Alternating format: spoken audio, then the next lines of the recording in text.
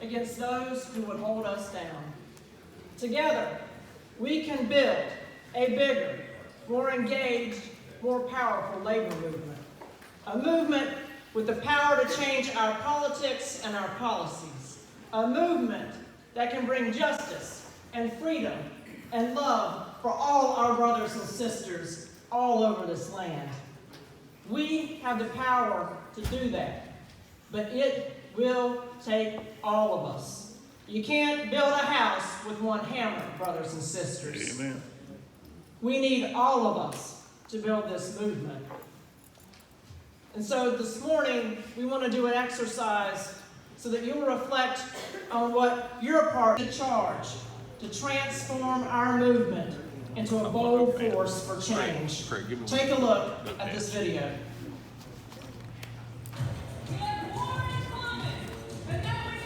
Thank you. Sexual harassment is not about sex. It's about power. Women can have a voice in their workplace and have respect on the job. We said to the industry, look, you cannot continue to allow us to work in an environment that was set up to be sexualized. We do need to denounce that era and set a new marker here. When the president is allowing this to go on, we are unsafe. Imagine how much stronger we can be if we check our biases and look for leaders in every gender, race, culture, and creed. Sometimes we fight by rallying, sometimes we fight by marching, sometimes we fight by singing, sometimes we fight by striking. But above all, when we fight together. Yeah.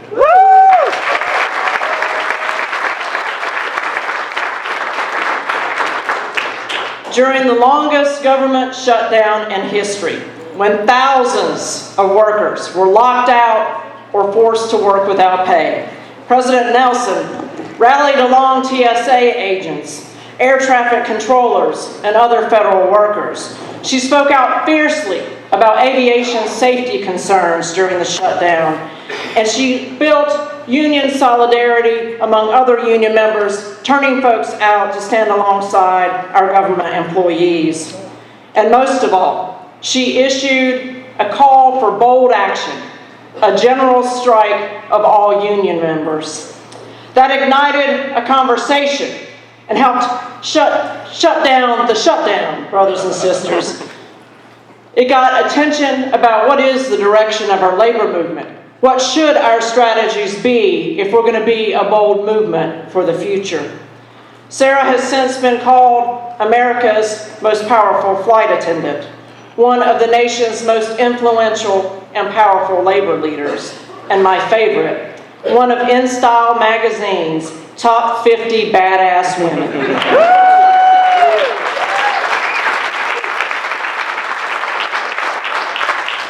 Sara is outspoken, she is passionate, and she is determined.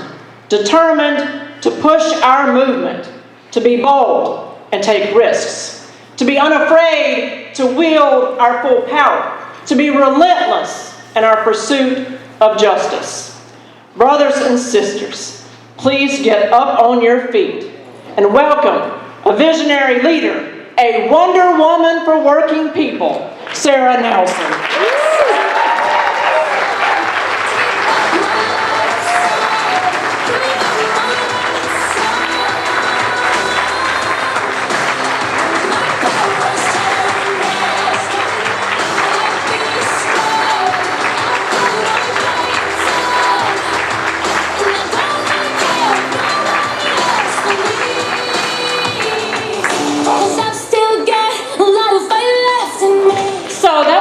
Generous from one of my heroes, your president, Mary B. McMillan, who makes me know that women can lead this labor movement forward. She is fierce, she's strategic, she's strong, and she leads without ego to get results. And you are so lucky to have her here leading you in North Carolina, and I am so excited to be here with all of you. So I gotta start this out the way I've been starting this out recently in a lot of different conferences across the country, because the only reason that we have the right to be here together in this room together and talk about how we are going to push our rights forward is because we already have our unions.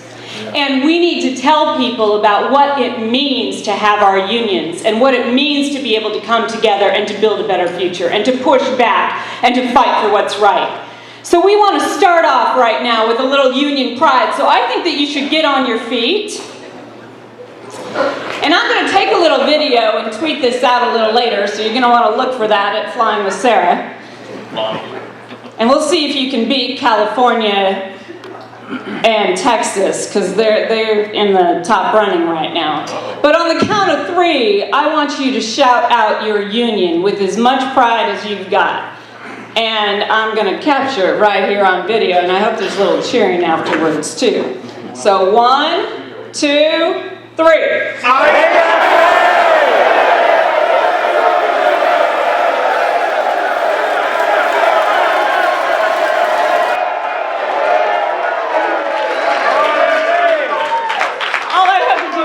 Beat California and Texas, and you were in. So my union, the Association of Flight Attendants, with 50,000 members at 20 airlines, first formed to beat back discrimination that ranged from quitting at age 30 or stepping on a weight scale until 1993. We even fought for men to have the same rights on the job as women. You're welcome, guys. Forefront of LGBTQ rights, because it doesn't matter who you love. It only matters that you love. And that is the spirit that led flight attendants to declare we wouldn't work flights that facilitated the administration's evil policy of family separations. And it's the spirit that mobilized action against ICE detention of one of our members who's a dreamer, winning her release in 18 hours from coming to our attention.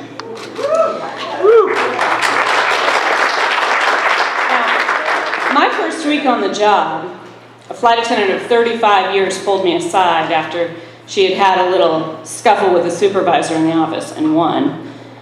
And she said, "Listen, management thinks of us as their wives or their mistresses. And in either case, they hold us in contempt." Now that was a little rough at 23, fresh out of company training, I gotta tell you. But the next part has stuck with me. And I've learned just how right she is. She said, "Your only place of worth is with your fellow flying partners. And if we stick together, there's nothing we can't do." Yes, sure. If we stick together, there's nothing we can't do. Amen. Now this is a special moment in labor history. After decades of being told we have to accept less or lose everything, workers are calling management's bluff.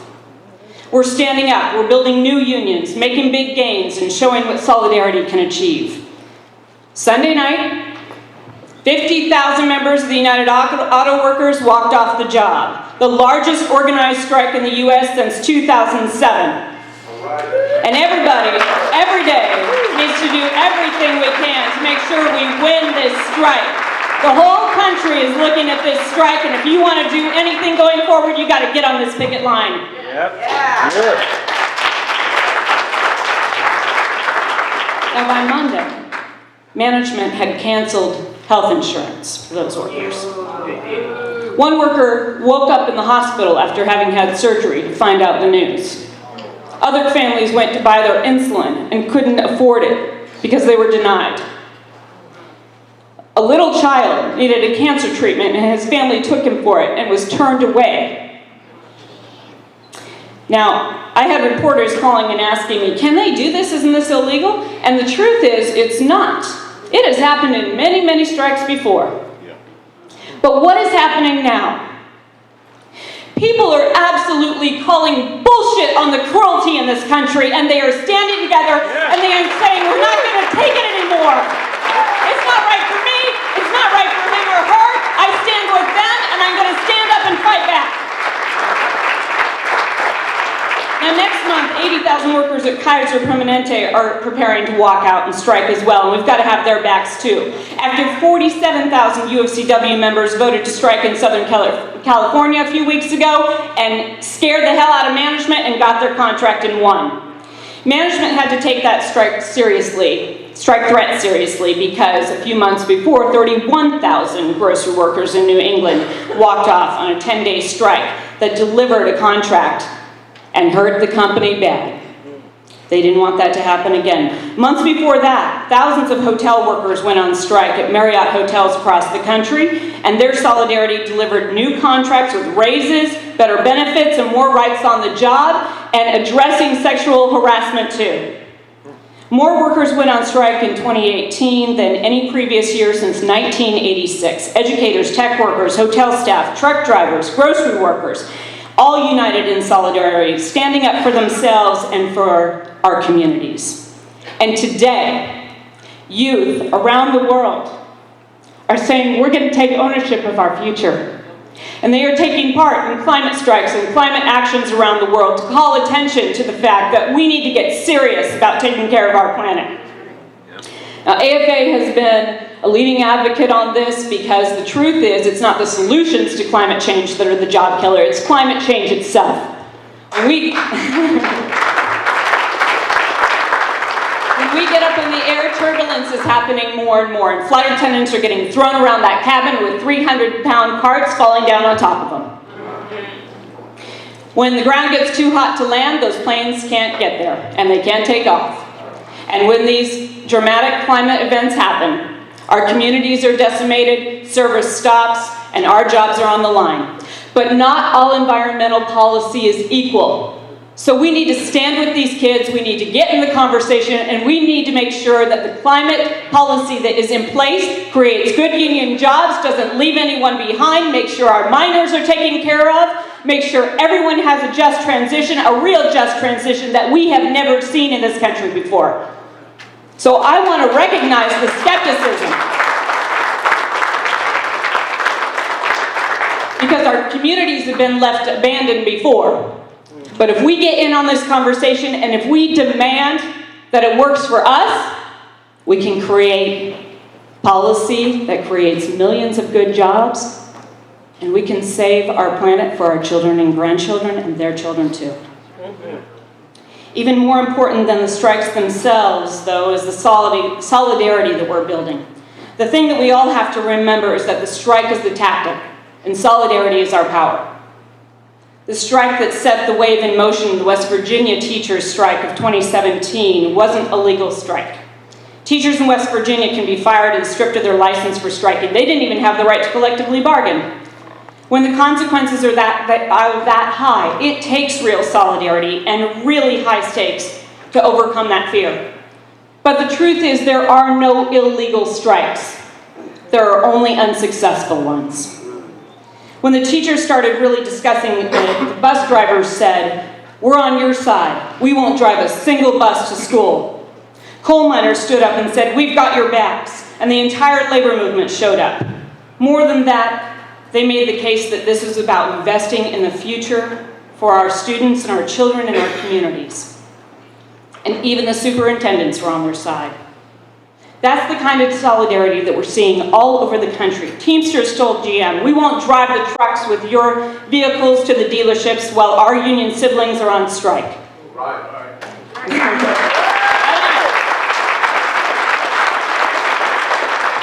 in Los Angeles told the district, "You won't divide us from teachers and staff who educate our kids." This moment is exciting, but it's also fragile. We have a chance to remake our economy and take our democracy back. But it will depend on all of us standing together. We have to remember that this isn't my fight, this is our fight. We have to stand together as working people. And when we do that, as I said before, there's nothing we can't accomplish. Now, solidarity is a force stronger than gravity, I always say. It lifts us up. I heard from a flight attendant out on the picket line for GM in Denver yesterday. She said it was amazing. I got there, and I was there for them, but they kept asking me what they could do for me. It gave me all the feels. So everyone likes big strikes, but the part people don't like to talk about much is the work it takes to get there. The key to it all is organizing. The key to starting a union, to negotiating a good contract, to keeping what we've won and building on it. And there's a lot of people who would say that the deck is stacked against us. We don't have the laws that allow us to organize. We have the Trump administration signing executive orders that try to take away all the rights of our federal workers. We have cases like Janice that are trying to attack our ability to have solidarity and have the power of union members standing together. But I want to tell you a story about organizing in the South under the worst possible conditions, and how true organizing overcame all of those for those workers to win. In 1881, less than 20 years after the Civil War, so-called washerwomen in Atlanta organized a strike for higher pay. Most would have said that what they were attempting to do was impossible. There were no labor laws to protect them, there was no single employer with whom they could negotiate, and their low-skilled work could be easily taken over by others. But they wanted a raise to $1 for every 12 pounds of laundry. So they formed what they called the Washing Society and announced their intent to strike if they were not given a raise. They went door to door and spoke at churches, recruiting 3,000 members in 3 weeks. They tapped into a wellspring of support among women like themselves, who worked 7 days a week doing laundry for as little as $4 a month. With their organizing growing and their demands generating newspaper coverage, they generated real power. They didn't back down in the face of arrests and massive fines. With creative tactics, the women, most of them former slaves who had only recently begun to work for pay, boxed in the elite families of Atlanta, forcing them to make a decision. Would they grant the pay raises demanded by the women, or hold out and risk the strike spreading to other domestic workers? And in the meantime, who would launder the clothes? Outmaneuvered by the washerwomen, they granted the raises. The law wasn't on their side of these women. The political environment was not favorable to these women. The economy was not in the favor of these women. But they were smart, creative, and fearless. Those women connected with each other and inspired others to take up the cause because they themselves were united first. The strikers were not faceless. They knew the harmony of their voices from singing every single verse of Steal Away together on Sunday. They cried together for the children they lost and celebrated the birth of the new babies they cradled. They knew the dreams in each other's hearts and the determination to leave the world better for their children. There was a common story, and when they gathered in the church in Summerhill to tell it, each woman knew it as her own. They built a movement with their story and encouraged others to tell their version of it too. They listened, they shared, they took action. They created an organization where none had ever existed and mobilized thousands of their co-workers who knew nothing about collective action. They were smart enough to see that the rich people they worked for would probably pay more rather than face the consequences. They saw in their own community the power they could generate in mobilizing together, in organizing together. And they were fearless in pursuit of what they knew was right in their heart. Now, our rights did not materialize out of the goodwill of corporations. Our rights were hard-won. In the midst of the fight for the 8-hour day, 4 men were framed for the Haymarket Massacre and hanged by the state of Illinois. 143 garment workers died in the Triangle Shirtwaist Fire because the bosses didn't want the workers to take breaks. 20 were shot or burned alive, including women and children, when miners in Ludlow, Colorado were striking to gain the rights at work that were already rights under the law and to be able to form their union. A group of auto workers, including Walter Reuther, were brutally beaten by the company thugs when fighting for a raise and a shorter workday. 30 years ago this summer, our CWA brother, Jerry Horgan, was struck and killed while on the picket line for the 9X strike, which included fighting for health care. Now, each of these tragedies were horrific, but they were also the driving force in workers' hearts to fight for change, to make sure our friends and family did not die in vain. Corporate thieves don't turn on us with guns and clubs and knives today. They inject money into our politics to stack the court and buy their agenda in the state houses and in Congress. They try to strip us of our rights through court decisions, massive trade deals, executive orders, or refusal to implement gains like the 10 hours rest flight attendants won under the law last year, but still don't experience at work because DOT won't order the airlines to put it in place. Boardrooms in Wall Street to say the business definition of our airlines determines what we're worth: mainline, regional, ultra low cost. But we're all aviation's first responders. It's another form of misclassification of workers. and the results are the same. People living in poverty, having to choose between paying rent or the electric bill, and with no safety net in this healthcare system if they get sick. The outsourcing, contracting, understaffing, every single industry is playing the same game. This is not his fight, her fight, their fight, it's our fight. Since 1978, executive pay has risen 940%, while worker compensation during that time has risen only 12%. United, American, and Delta alone have awarded nearly $30 billion in stock buybacks since 2014, while cutting flight attendant staffing and claiming they can't do anything about poverty wages at regional airlines or in our airline catering kitchens. American corporations have awarded $3.8 trillion in stock buybacks since 2009. And the government bailed out banks, but not regular people during the Great Recession. The government also bailed out the auto industry, but not regular people when the auto industry was on the line. And that same auto industry has awarded those same stock buybacks to the shareholders while failing the workers, shutting down factories, and making people temp status forever. These conditions are unsustainable, and people are ready to fight. We have common issues, and we're seeing that our issues are common. We're seeing that trying to privatize the post office is trying to take away our right to have access to that mail. It's trying to take away good union jobs. It's trying to take away the revenue that goes on the planes that supports our jobs in aviation. We are connected. We are not different. But I have good news. We're rising. More people than ever, a supermajority of Americans want to have a union in their workplace and be a part of our movement.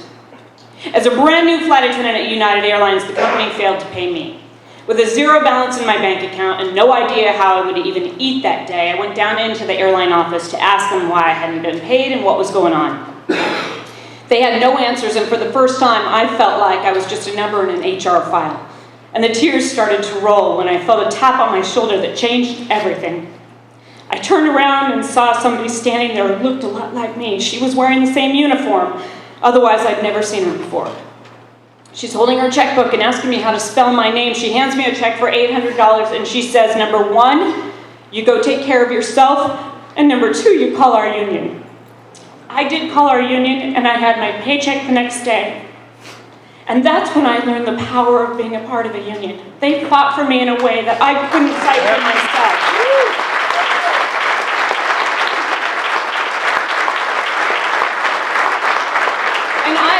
In our union, we are never alone. On June 26, 2015, a dear friend walked into my office just a few minutes after the court handed down the decision on marriage equality. And if I'm being honest, I was feeling cynical when he walked in.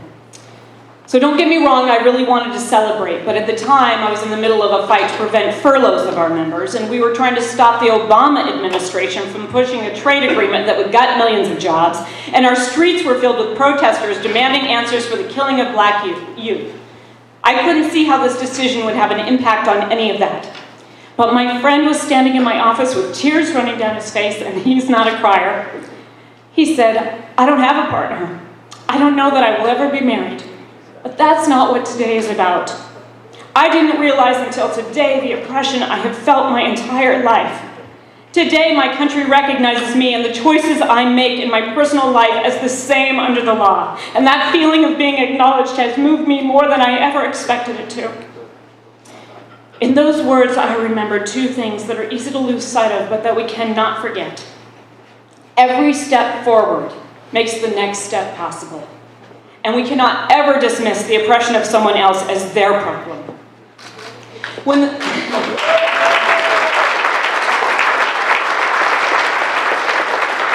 Me Too movement broke, I knew we were going to get calls. We surveyed our members, we asked for stories, and we heard from a lot of women talking about the sexual harassment and assault that they still experience on the job. Never reporting it because they didn't think anyone would ever care. And some of them said, it's just part of the job. And I have to tell you, as a flight attendant, I have witnessed that same sexual harassment and assault, sometimes worse, against some of my brothers on the job. But we weren't hearing from them. In our profession, 80% made up of women. I asked my brothers why they weren't speaking up. And what they said was, yes, I've been harassed. Yes, this issue matters as much to me because we've all been objectified and the public thinks they can treat us this way. But this is a moment for women's equality. And if I'm going to have a chance to have any goddamn bargaining power with this company, I need women to have equality with me at the bargaining table.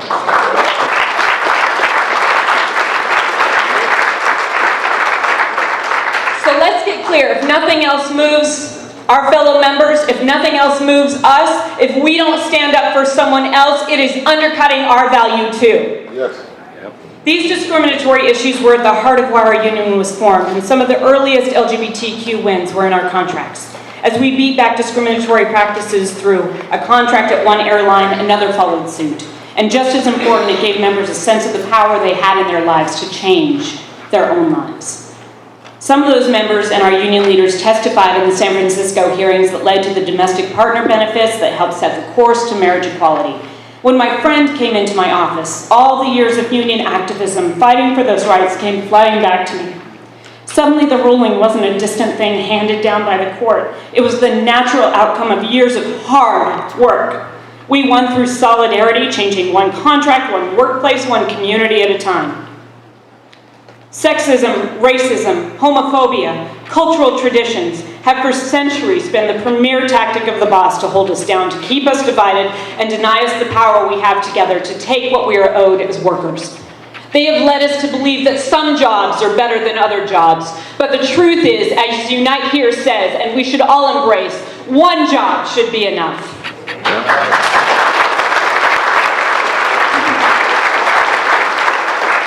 Wouldn't we be stronger if we saw fear of someone else as a tactic by the powerful to divide the working class?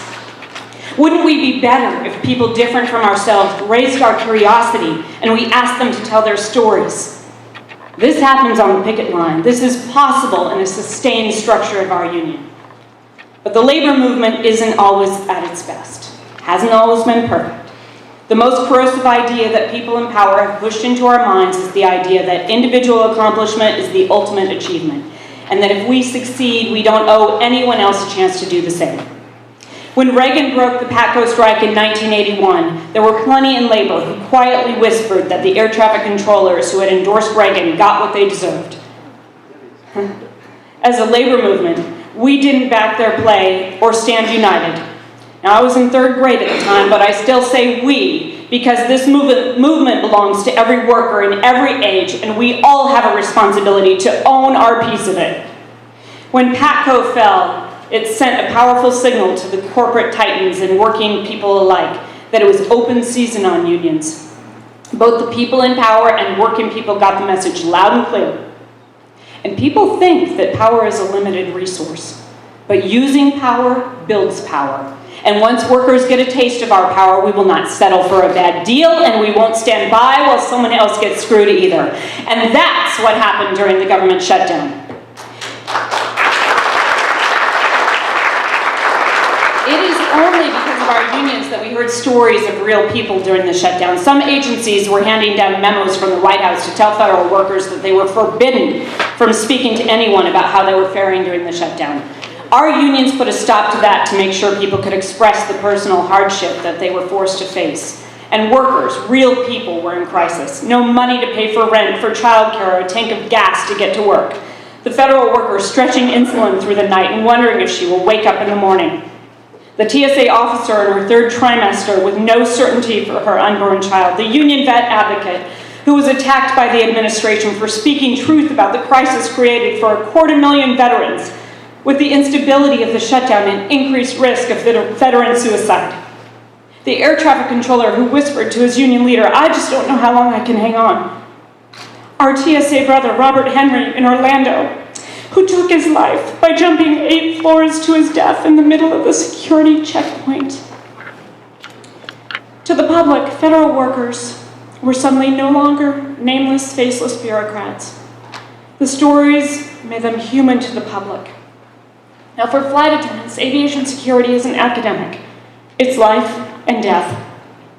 I frequently worked United Flight 175, the plane you can picture hitting the South Tower of the World Trade Center, because that's the image captured from so many angles after American Flight 11 struck the North Tower 17 minutes earlier. That could have been me, but instead it was my friends. It was Amy, Michael, Robert, Catherine, Al, Alicia, Amy, Jesus, and Marianne. And even if it hadn't led to that tragedy, any breakdown in the system means flight attendants aren't flying. As hourly workers, when we don't fly, we can't pay the rent. Many people wanted federal workers with no right to strike and the threat of PATCO-style federal indictments hanging over their heads to walk off the job and end the shutdown. But that would have played right into the hands of the politicians who pushed us into the senseless shutdown in the first place, an excuse to privatize major pieces of our government. When the 2 million workers were locked out or being forced to come to work without pay, and the rest of us were going to work when our workspace was becoming increasingly unsafe, the question became, what is the labor movement waiting for?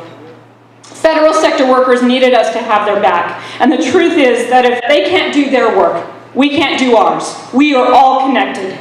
We had to urgently define what was at stake and what leverage we had to fix it. Flight attendants made clear our rights allowed us to refuse to work in unsafe conditions, and we made clear we were going to exercise those rights.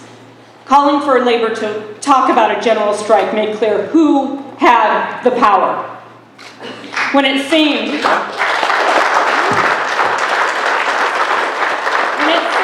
that there was no answer and no end in sight, labor led the way. The strike is our tactic, but again, solidarity is our power. The shutdown ended not so much because a few grounded flights in LaGuardia, but because those 10 air traffic controllers who couldn't safely do their jobs any longer signaled a much more powerful threat to those who want to take all the money and all the control. Labor was rising. The very last thing they could do was allow us to taste our power. Some thought the shutdown was about a wall, and if you were looking on social media or network news, it appeared the wall was already built as the country seemed bitterly at odds over racist fear-mongering. But it was all a lie. I spoke with transportation security officers who told me that if it weren't for the stress of not getting a paycheck, they'd never been happier at work. Instead of grouching during a screening, people said thank you. They were kind. They offered help. Most people want to choose kindness. We pull together when things get bad. I saw it after 9/11, and I saw it during the shutdown. Americans like to feel solidarity. And it was our unions that brought the stories of real people to the public. And the public had to face those people in their everyday life, and that built solidarity. We have the chance in this moment to build a labor movement for today. One founded in mutual respect and dignity. A future with good union jobs and a clean planet where our great-grandchildren can rise even higher than we can dream today. And I want to ask you directly for your help with this right here in Charlotte. When the U.S. Airways American merger took place, we, AFA, represented the U.S. Airways flight attendants. They had been a part of our union for 65 years. They had helped build a career with one contract after another. They had held every position in our union, but they were the smaller group, and they were subsumed by an independent union. We made them lifetime members of AFA, and some of them are here with you in this room right now, and we are affiliated as AFA lifetime members right here in the state of North Carolina. We need your help. When you're flying on American, talk about the power of all flight attendants joining together in one union. We are not going to pass cards there. Yes, they have an independent union and they have a lot of good union people at American, but they have been led to believe and encouraged by management that their independence from the rest of the labor movement is what makes them strong. So we have to change that, and we can use your help to change that on every single American flight. To say, encourage your leaders to talk with the leaders of the Association of Flight Attendants and build one powerful flight attendant union that can take on the industry that has also consolidated. If they did that to build power, we should do that too. We need to match them, and we need to take them on, and we need to build what flight attendants really deserve. Yes. So, 2,800 flight attendants right here in Charlotte. And I should also note that PSA flight attendants, an American Eagle carrier, is in the Association of Flight Attendants and just ratified a contract that increases their pay and benefits, and there's about 800 of them right here in Charlotte as well. So, this is what we have to do. Because we understand this in this room. We understand this moment. And we understand that people are hurting all over this country. They are looking for leadership. And they thought they'd try anything with Donald Trump. And it doesn't, we have to get him out of office, but let's be clear. It has been the corporate elite, no matter what party they were from, that has been driving us down. We have to take back our democracy by building our unions. Many presidential candidates are talking about what great union plans they have and how much they support unions, and that has been because of the strikes. That has been because we have been building our unions. That has been because we've been fighting back, and we have been building power. When we start in the workplace, politics will follow. But when that election is over, we need to hold their feet to the fire. And we can only do that by organizing and building our unions more. So spread the word that unions are for everyone. If you're done with poverty, build your union. If you want affordable housing, build your union.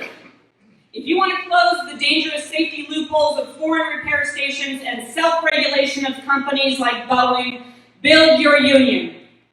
If you're done with choosing dying or putting your family in financial ruin, build your union. If you're sick and tired of pension defaults for Main Street and stock buybacks for Wall Street, what are you going to do? Build your union. If you want a green economy that saves our planet and creates good union jobs, build your union. If you want for yourself what you're willing to want for somebody else, even if they are different from you, build your union. And finally, I want you to look at the people all around you, because it starts here. Look at the people all around you and tell them, look them in the eye. Say, I've got your back. I got your back. Thank you. I've got your back. I got your back. I think we need to stand up, fight back. I've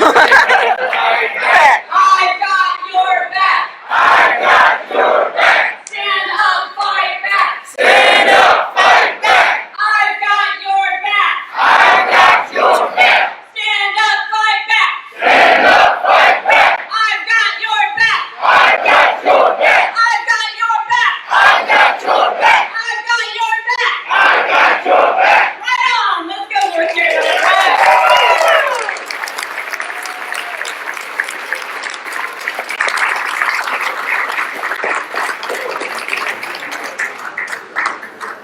Brothers and sisters, one more